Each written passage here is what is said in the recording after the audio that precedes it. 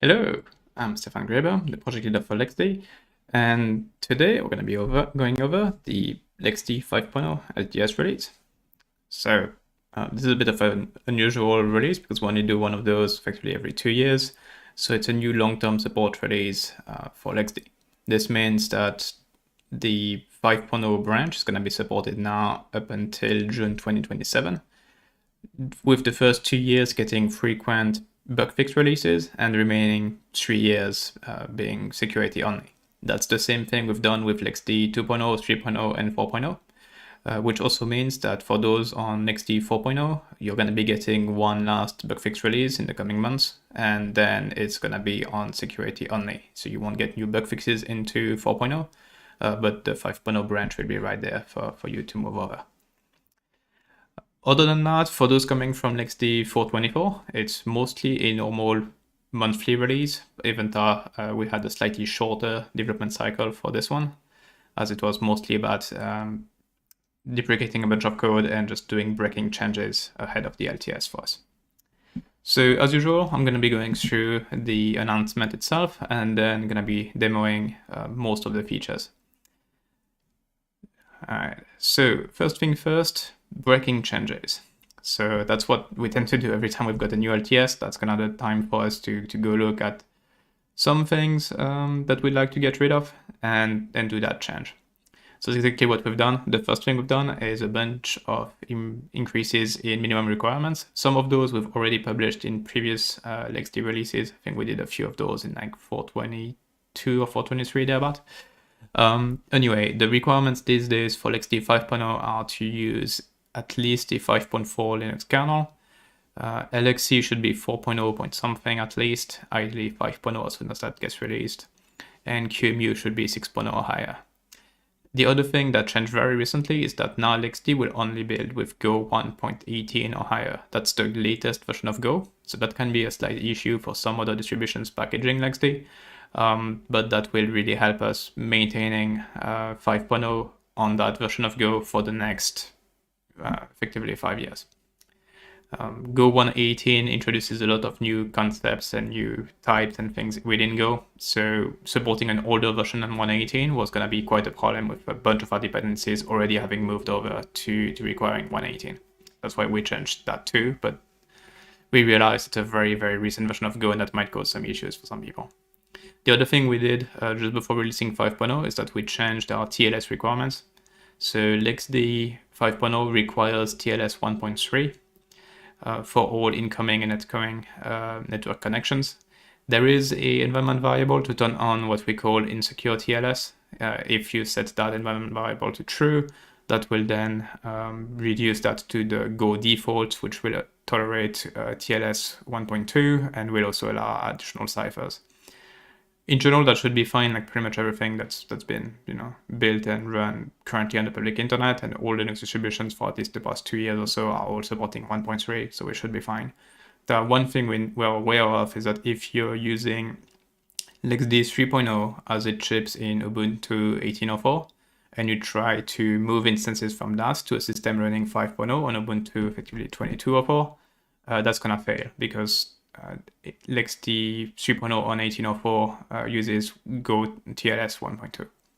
So in that case, you either need to first upgrade to 4.0 on the source, or you need to temporarily set the insecure TLS option on the receiving side, so on LXD 5.0. The other thing we've changed, which we've never done before, but that let us get rid of a lot of code, is we are now breaking upgrade paths. So up until now, you could take LXD 0.1, as was released a long time ago, and update it to the latest 4.x. So effectively going from 0.1 to LXD 4.24. And we had all the upgrade logic to support doing that. That's a very long time, and that's a lot of code, and we changed the databases and on disk structures a number of times during that time frame. So that's a lot of patches and logic we had within LXD to handle that. To reduce our dependencies and clean up our code base significantly with 5.0, we've now dropped that. So 5.0 you can only upgrade to 5.0 from at least 4.0. That should be fine because that not only covers 4.0.0, so as in the release we put out 2 years ago, but also all of the 4.x versions that came up since that. Anyone coming from an older version should first upgrade to, we'd probably recommend the latest 4.0 LTS, so 409 as it is right now, and then upgrade to 5.0, and that will work just fine. So that's it for the breaking changes. Now to look at the new features. And here we're going to be focusing on the new features for those coming from 4.24. For those coming from 4.0, the release announcement does have a section below that gives a bit of a summary for what changed in a variety of areas. And I'm also looking at recording a separate video for that to kind of give an overview for those who are just coming from one LTS to the next. But today we'll be focusing on new features affecting those coming from LXD 4.24. The first two are new hotplug features for virtual machines. The first one is adding disks. The second one is adding USB hotplug, so USB devices. It's pretty much, it works the way you'd expect it. You can change with config device add, remove, or using config edit. You can directly add and remove devices and they just show up or get removed from the virtual machine. That makes them pretty much in line with what we have for containers, and it's really quite neat to see that all work. Then we've got degraded network startup. So that's very much similar to the degraded storage startup that we added in LXD 4.24. So if you're in an environment where for some reason your network can't start up, then this feature will still let LXD successfully start up. The daemon itself won't fail. And the network will just be marked as unavailable. The network will be marked as unavailable, and as soon as it becomes available, it will be brought up, and the instances depending on it will also be brought up at that point. So it just makes it much more likely that LXD will come up on a single system, and that any problems that it might have had can then be fixed more easily than in the past. Then we've got a new ovn-chassis cluster member role. So that only really applies to those of you using Oven. But if you are, now you can assign that role to the machines that you want to act as an ovn-chassis, which is effectively a router in many ways, which then lets you effectively pick the machines that have either the fastest connectivity or have more spare CPU cycles to handle the traffic. So that really makes it easy to better balance your Oven deployment. The next one is going to be an effectively invisible one, but quite welcome one for many users, which is the optimized refresh of storage volumes. So right now, when LXD supports either copying an instance just from one machine to another or even locally, and that will usually use an optimized migration path if supported. So say you're using ZFS on both sides or you're using BRFS on both sides. LXD will detect that and will then use send receive instead of using something like rsync or DD to transfer the actual data. That makes it significantly faster, especially when snapshots are involved. LXD also supports another flag, which is refresh. So it's under command line, it's done with --refresh, and that will just send whatever changed on the source and just make sure that the destination now lines up, which means any snapshot being added will be copied over, any snapshot that was removed will be removed on the target, and the current state will also be changed. That stage so far has always been done using rsync because there was no good way to optimize that until now. Rsync works pretty well with containers. It really doesn't work well with virtual machines because there's no good way to know exactly what changed, and we end up having to pretty much send the entire VM volume again, making the transfer extremely slow and quite costly. With 5.0, we've now added support for optimized migration, which means that even optimized refreshes, more like. So when refreshing a volume, if source and target are using the same backend, so again, mostly ZFS or BRFS, and the IDs on disk actually line up, so we know it's exactly the same volume, then snapshots will be used for the entirety of the refresh process. So a new snapshot will be temporarily created for the current state. The different snapshots will be retrieved from the target compared with what the source has. The deltas will be figured out by the BRFS or ZFS tools, and then that migration stream will be sent over to update. That makes it possible to now do very fast refresh of virtual machines. It also makes it faster to do refresh of a lot of normal instances like containers. It probably won't work for many existing users. The reason being that we need the target to have been created from the exact same volume as the source. And so if it ever was updated through rsync in the past, so through the old refresh code path effectively, those IDs will not line up. And so LXD will automatically fall back to normal rsync refreshes. But if you're now cleanly doing an initial copy and then refreshes on top of that, and both sides are using LXD 5.0 and they're using the same storage backend, then it's going to use this feature.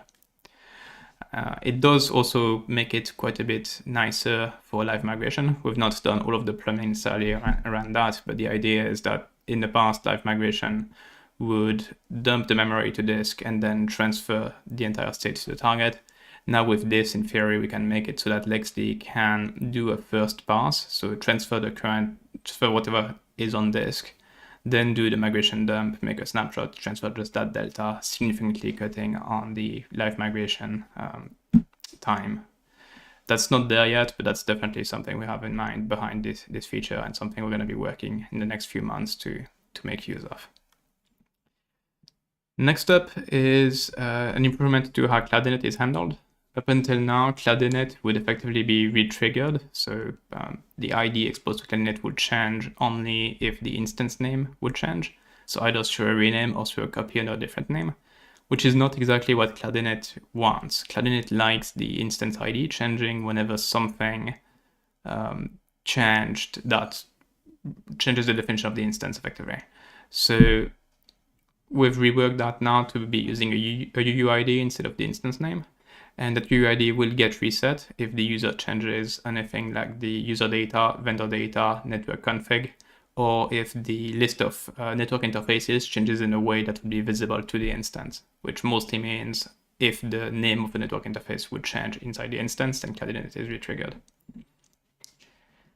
And next up would be a new system call we're intercepting, sched set scheduler.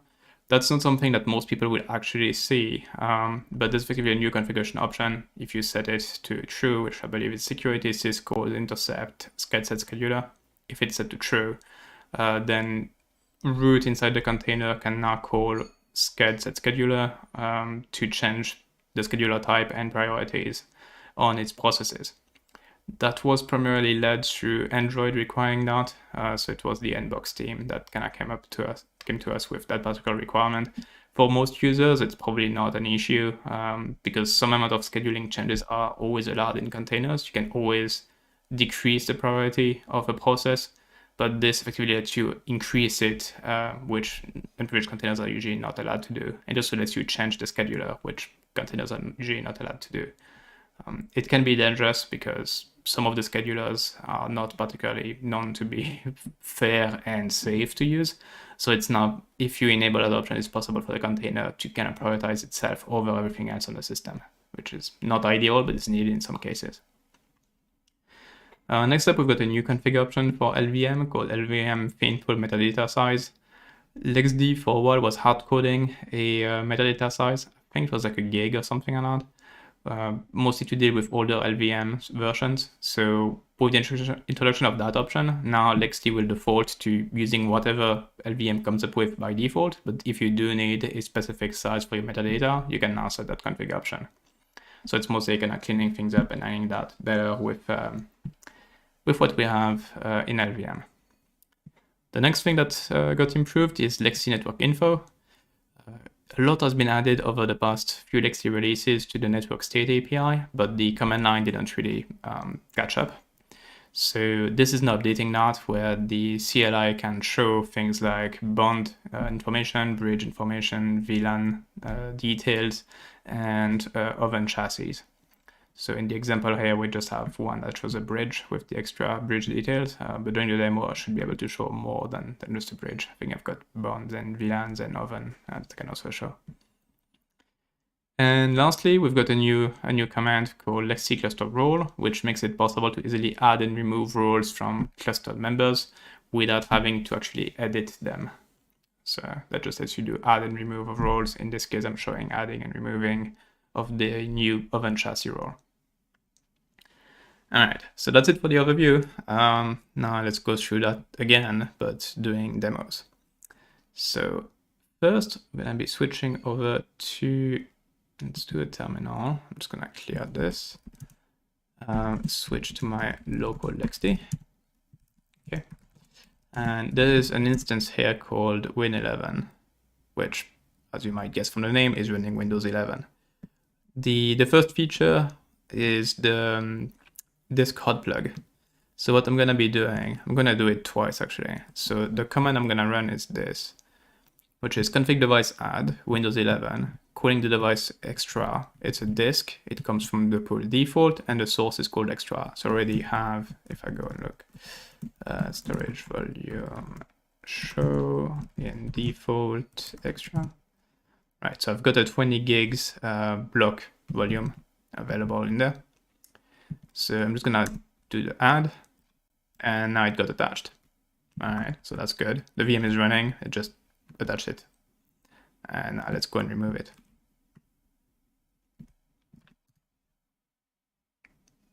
All right, now that's not super visible, so I'm gonna run the same two commands, but this time I'm gonna show you what happens on the Windows side.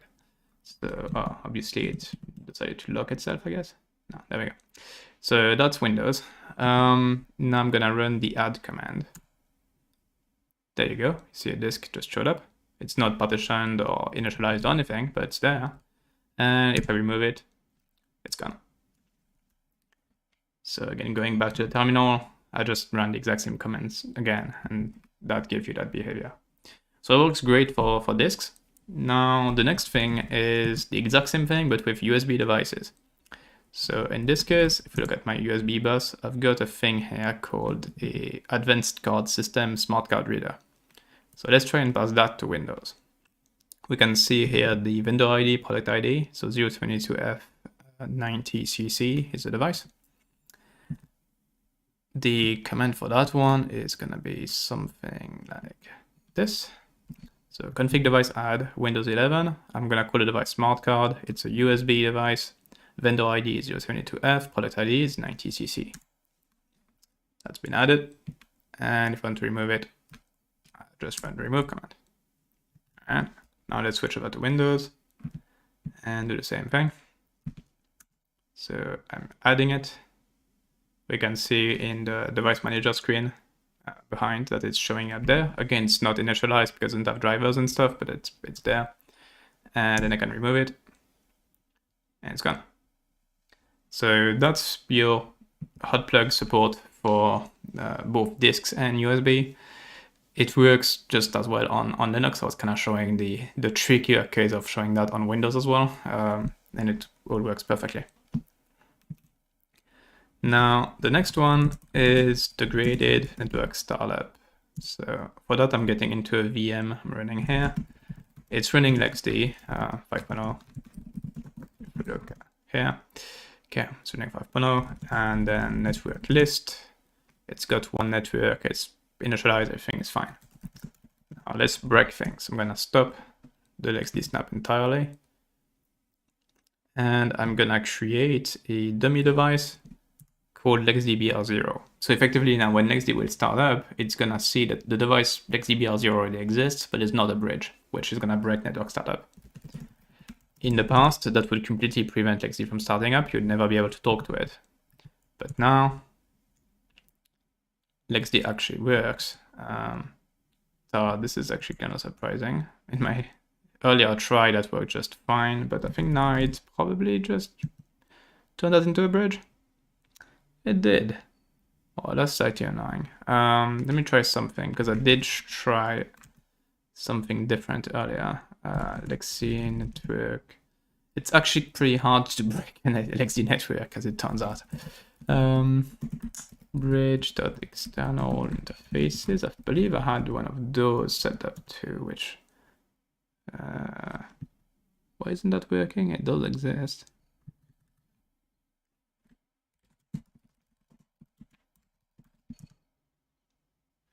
Yeah, it didn't get set.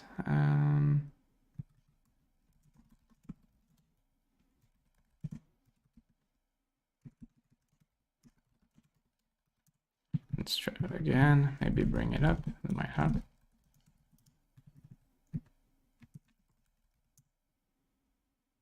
Nope. Okay, it really doesn't like me this time around. I mean, let's try that again. I did have it working earlier, as in I did manage to break LXD earlier. But I don't seem to be having that much luck right now. So let's try it again. So LXD BR0. Okay.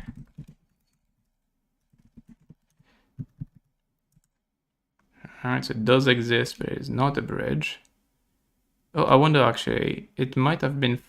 Okay, I think I see what happened. So that probably won't work. I might be able to break it anyway. Let's see. Yeah, it's still showing as created. Okay. So let's just clean things up a bit here. And getting rid of all my dummy interfaces and then restarting LXD again. That should actually start up with an actual clean bridge this time around. Okay. Now let's try to create that dummy device again. Not that one.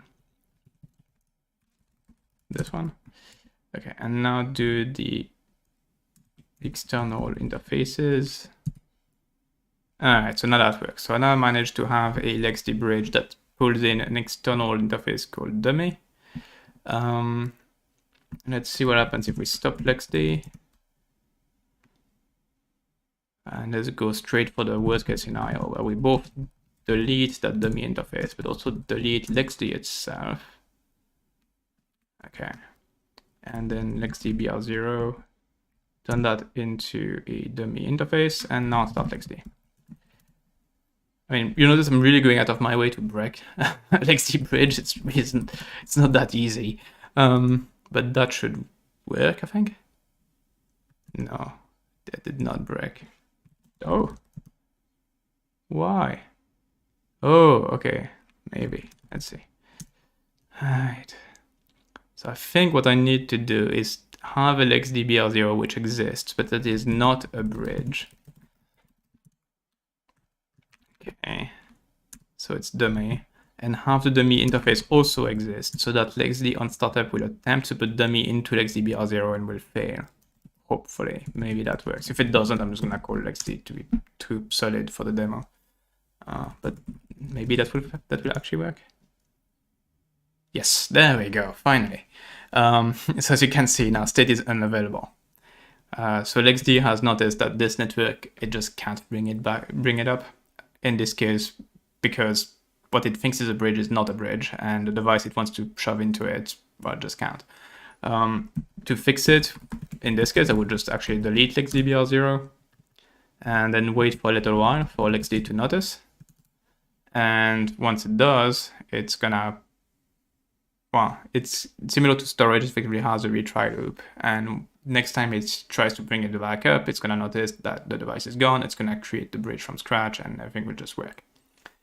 So let's give it a few seconds to do that. I think it might take up to a minute, so I don't know how lucky I am with the timing. I know that in the 424 release, I got very lucky with the timing, like within just a few seconds, the retry hit and brought it up, but I don't seem to be quite that lucky this time around.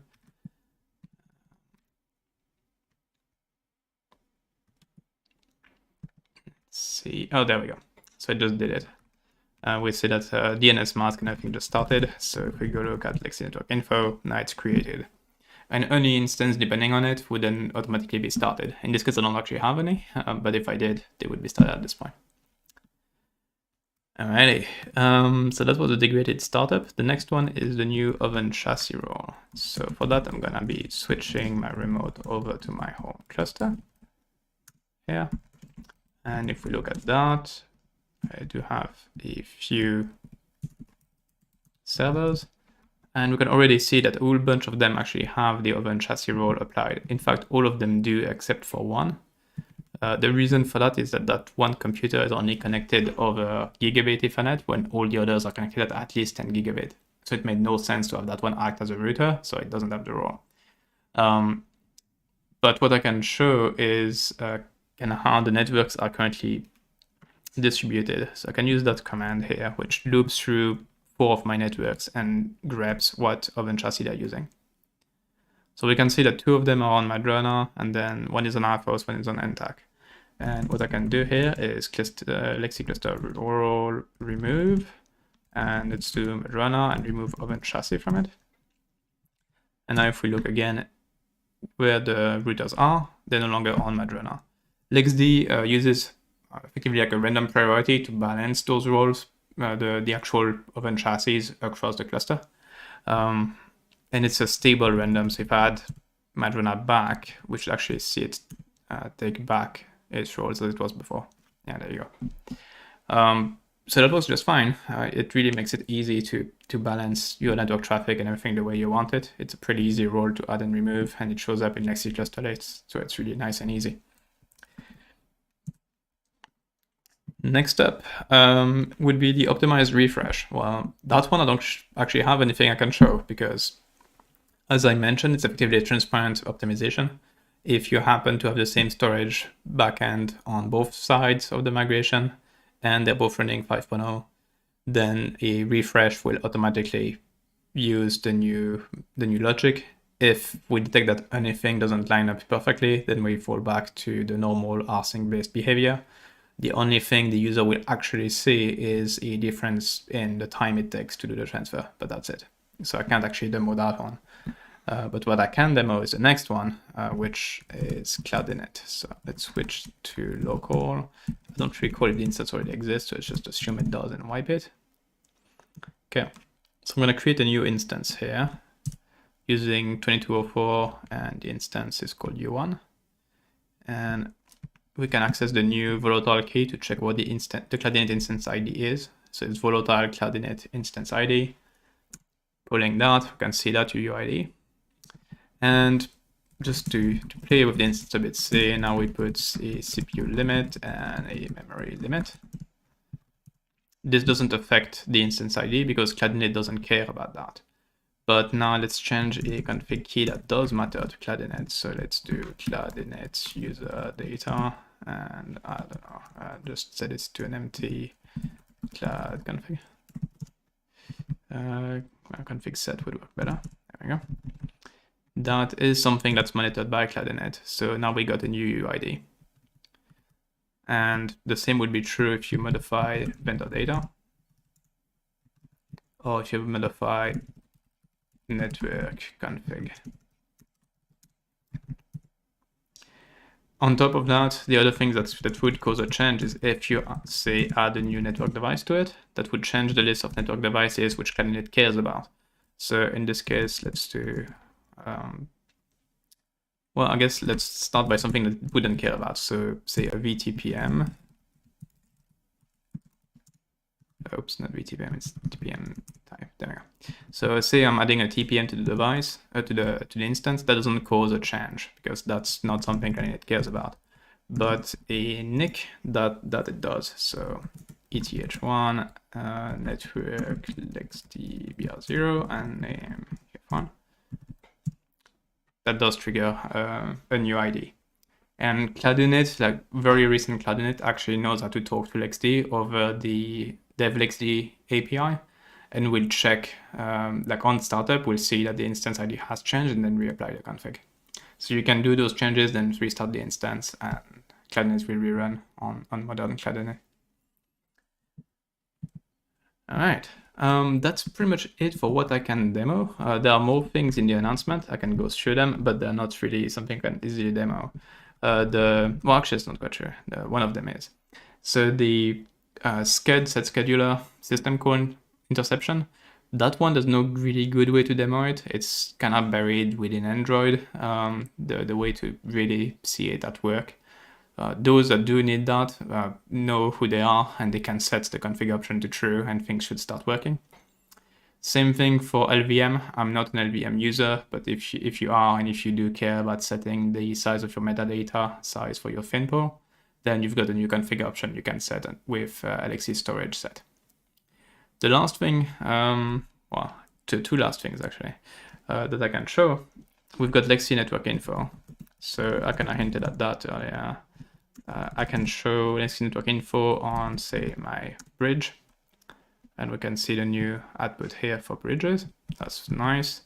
But let's switch to a deployment that's got a bit more stuff to look at. So I'll switch to that remote and then default project and do a network list. That should be a bit more exciting. Okay, so here we've got a mix of bridges, physical interface, bridges, VLANs, and bonds. So let's play with that a bit. Let's try a physical interface first. So that's your default output. Nothing really has changed there. Then I don't know, let's do a bond. For the bond, you get the bond config and the interfaces inside it. And let's do a VLAN next. Actually, zoom that in a bit. So for the VLAN, we can see what's the parent device, what's the VLAN ID. And then would be oven. So for that, I actually need to switch project to something that uses an oven network. There we go. And say I do my default network in this one. For oven, you can see what machine is the active chassis. So if I look at this cluster, you can see there are 3 machines. So it tells me that for network default, the current active chassis, so what the router effectively operates, is on this machine. And that's it for network info. The last command, you've actually seen it already, but is the new cluster role command. So that gives us LXD cluster role add, LXD cluster role remove. That's what I used during the demo for the ovn-chassis role, because it lets you easily add and remove roles on systems. So if I move back to my home cluster and I look at this guy, right? In the past, I would need to do LXD cluster edit, and then I don't know, take this one and then go here and be like, oh, I don't want it to have the ovn-chassis role, and then save. That works, but it can be racy because LXD might assign one of the database roles or something like that behind the scenes. Whereas with cluster role, it's quite a bit easier to do add and remove because you can just do this and you don't have to care about what the existing roles are. It just adds or removes it. And that's it for everything in this new release. Again, this is an LTS, so for those coming for 4.0, we'll have a different video that's gonna go over kind of everything in it, because there's a lot of changes between 4.0 and 5.0. For those coming from 4.24, this is effectively a normal monthly LXD release with quite a few nice features. And we'll go straight back to our normal cadence where we'll have like 5.1 a month from now, and then 5.2, 5.3, etc. until probably 5.24-ish, at which point we do LXD 6.0. Just looking at the chat, there was one question earlier around live migration, and whether it's possible. So live migration does work, especially for virtual machines. You do need to set a config option called migration stateful to true first. And you need to allocate enough disk space to include a memory dump. So there's a config option on the root device that's called size.state that needs to be at least the same size as the memory. And then that lets you do stateful stop, stateful snapshots, and live migration of virtual machines. If you're using Ceph, that's pretty darn quick because no data needs to move. The target system just loads it back straight up from Ceph. If you're not using Ceph and using local storage, then the live migration will effectively do the dump of the VM and then transfer the data across to the target and start it back up, which can take some amount of time. Most systems don't really care so long as you don't exceed TCP timeouts, which can be about 5 minutes, so it's usually okay. But the new refresh feature will make it possible for us to significantly shrink that time window when not using Ceph by allowing for an initial transfer of all of the data prior to even doing the memory dump. And then we'll do the memory dump and do a refresh effectively of just that data to the target, which will significantly shrink the migration time. And there was actually a question around Windows 11 and TPM requirement. Well, that's easy. LXD supports virtual TPMs. So if you look at the Win11 config, and switch back to my local system and to share my terminal. Right, so if I go look at config for Windows 11, you'll see I've got a device called TPM that's of type TPM, and that gives you a TPM as it turns out. So then Windows is perfectly happy with it. If actually that virtual machine here, I don't remember where the TPM settings are exactly in Windows again. So device security. Security processor, yeah, it does show your security processor called a trusted platform module is providing additional encryption for this device. So it is on and actually have BitLocker enabled with TPM support. So just to show, yeah, LXD perfectly supports that. Virtual TPMs have not really been a problem for us. We supported that for a while. And there's a YouTube video actually on installing Windows 11 inside of LXD, which goes over exactly that setup with just adding the TPM device, and then everything just works. All right, so we're gonna be wrapping it up here. Thanks everyone for watching this. If you've got any questions, you can leave them below in the comment section, or you can go on the community forum and ask there. We actually tend to prefer that in this case because you can comment directly in the release announcement. That makes it quite a bit easier for everyone to keep track of this. And as I said, I'm going to be working on the LXD 5.0 for LXD 4.0 users video, which should go over more the main differences between the two LTSs.